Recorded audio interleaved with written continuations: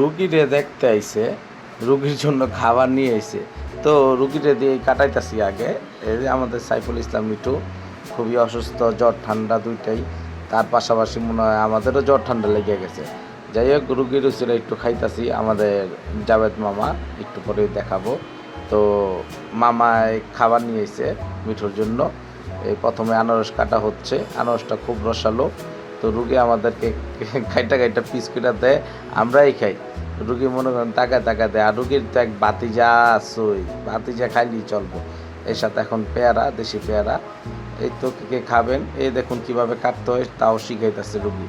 কিন্তু রুগী কিন্তু একটু খায় নাই, কেননা রুগীর কামই একটা, রুগী খায় না, মানুষটা খাওয়ায়। ওই খাওয়াইলে বিলে ওর বিলে রোগ সেরে যাবো। এই তো মামাই কইতাছে, কি রে ভাই না আনলাম তোর লেগা, তুই কাজ না, তুই গেলে আমাকে খাওয়াই লইব, এর আগে নাহলে খাওয়ালি একটু খাইছি। ওই এরকম করে মনে করেন চলতা আছে। এরপরে রুগীর আরেকটা পর্ব আছে, সেটাও আপনাকে খাওয়ামো। তো রুগী কইতাছে আপাতত আমার একটু ভাল লাগতেছে, সবাই খাইছে দেখিয়া, মাগার ওই খায়নি। তো এরকম করে কার একটু পেয়ারা মোড়া খাইতে মন চাইতেছে। এই তো এখন কমলা, তো এই তো আরও আছে। এই মামাই কইতাছে বিসমিল্লাহ, খাইয়া দেই কেমন হইছে, আল্লাহ মিঠুরে সুস্থ রাও, আমাকে ছিলে খাইয়া দেইয়া। তো এরকম করে চলতে চলতে মনে করেন এই রুগী তো খুশি। রুগী এখন আবার নতুন খাবার একটু আমাদেরকে খাওয়াইব। অনেকে মনে করেন অসুস্থ, জ্বর ঠান্ডা বিভিন্ন সমস্যায় আছেন। এই বাইরের জনিত কারণে দেশি ফল খাওয়ার চেষ্টা করবেন।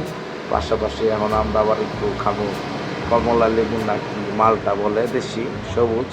তো এগুলি এখন রুগী আমাদের জন্য কাটবো। তাই যে নেন, কার কার খাইতে মন চাইতেছে একটু জানেন। হ্যাঁ, আমি একটু পাঠাইতে মনে বিকাশ নাম্বার দিয়েন, সেদিক দিয়ে পাঠা মনে কী কী দিয়ে পাঠাইতে জানি না আসলে। পাঠাইতে হলে কইয়েন খালি। আমাকে বাতিজা আছে, বাতিজা মনে করেন আমাকে লেগে যান জীবন দিয়ে আলায়, বিশেষ করে মিঠু চাষার লেগা। তো সব কিছু মিলে জিলে খাবারটা কেমন হয়েছে একটু আমাদের জানাইবেন। আর মন চাইলে আইয়েন।